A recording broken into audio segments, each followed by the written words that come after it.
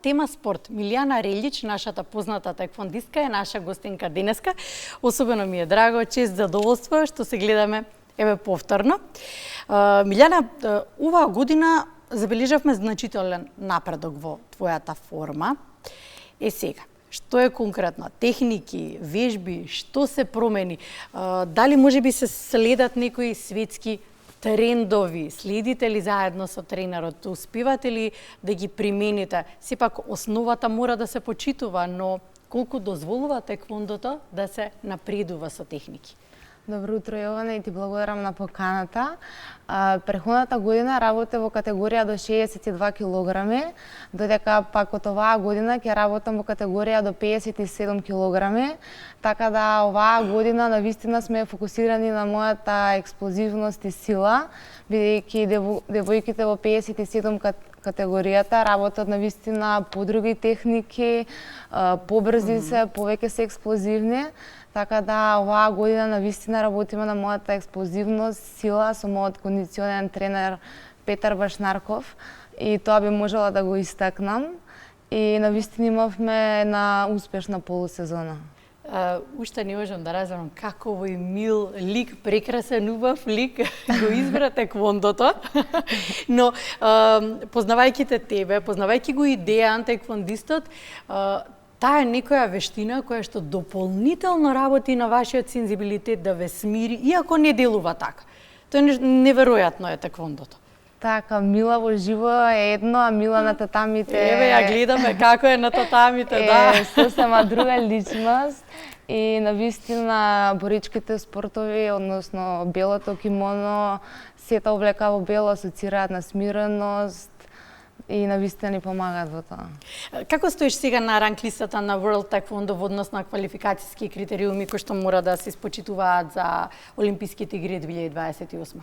Така, моментално на светската ранглиста сум на 12-та на позиција. Добро. А на олимписката ранглиста сум 14-та. Што значи тоа? Колку бодови недостасуваат? Така, за да влеземе со А норма, односно директен пласман за следните Олимписки игри, потребно да влеземе во првите 5, но ние имаме уште 3 години за собирање. А другата опција е со квалификационен турнир. Што ќе бидат, да речем, 2025-2026, така? Не, тој квалификационен турнир е 2028 во јануари. Добро. Но доколку успеам да влезам во првите 5, тоа ќе се знае во 2027 во месец декември, а за да успеам да влезам во првите 5, потребно е да одиме на тие гран при турнири на европско, на светско, на Г1 турнири, да освојуваме поени и да успееме да влеземе со А норма. Сега се подготвуваш за тие? Така, да, веќе е започнат следниот олимписки циклус. На крај на месец август имаме гран при во Кореја, кој што носи многу поени за олимписката ранглиста и одиме на медал. Она што особено е важно за вашата спортска дисциплина е тоа што имате навистина многу голема поддршка од федерацијата, што тоа лично за тебе значи во делот не само како поддршка за да се отиде на некој надпревар, туку за тебе лично како твој отворен пат, како спортистка која што би освојувала, би постигнувала врвови, би се надминувала. Така, би сакала да се заблагодарам на Македонската таеквондо федерација за огромната поддршка што ја добиваме и јас и тренерот. Тие се навистина секогаш тука, и тренерот Борче Костовски, кога организираат тренинг кампови, навистина ни помагаат во одржувањето на формата, и навистина ни од огромно значење нивната поддршка. Споменавме како се подготвуваш, зголемена конкуренција од Источна Европа и Балкан. Освен физички, како ментално се подготвуваш за конкурентите? Па така, доколку еден спортист не е ментално подготвен, навистина е џабе колку да е физички подготвен, бидејќи тоа е еден навистина битен сегмент кај спортистот, доколку не верува дека може да го победи противникот, не верува во себе, џабе се. Навистина многу работиме со тоа со тренерот, односно во менталниот дел, читам книги кои што навистина ми помагаат, често разговарам со тренерот, ги анализираме противниците. Дали ги следиш оние кои што се твоја конкуренција? Ги следиш ли тие кои техники ги применуваат, колку тие напредуваат? Да, тој дел од тренингот се нарекува видеоанализа и имаме еднаш неделно околу 1 час каде што ги анализираме противничките од моја категорија и многу е битно да знаеш која што како работи, така да тоа е исто многу битен сегмент од тренажниот процес. А ти кои техники би сакала да ги кои аспекти од техниката би сакала да ги усовршиш? Па, мене ми е специјалитет, односно најдобро што го изведувам, ударот во глава. Ова прекрасно. Како ова звучеше со ова мило лице. Како беше? Мила на татамите, така? Мила на татамите, мила во живот. Да, различно, да. Ај зона на татамите да зборувам. Мила на татамите, како што кажав, една друга девојка, која што пред борбите се фокусира само на борбите или кога имам некој битен надпревар. Например, сега месец дена пред турнирот ги исклучив социјалните мрежи и сум 100% фокусирана на надпреварот. Така да, таа мила. Да, така што очекуваме повторно да се надминат границите. Колку ти помогна искуството кој што го имаше на меѓународните надпревари? Тука зборуваме во делот не само да знаеш со што си имаш работа, како да се представиш во своите перформанси, туку во делот и на самодовербата, да веруваш во себе, ги надминуваш и границите.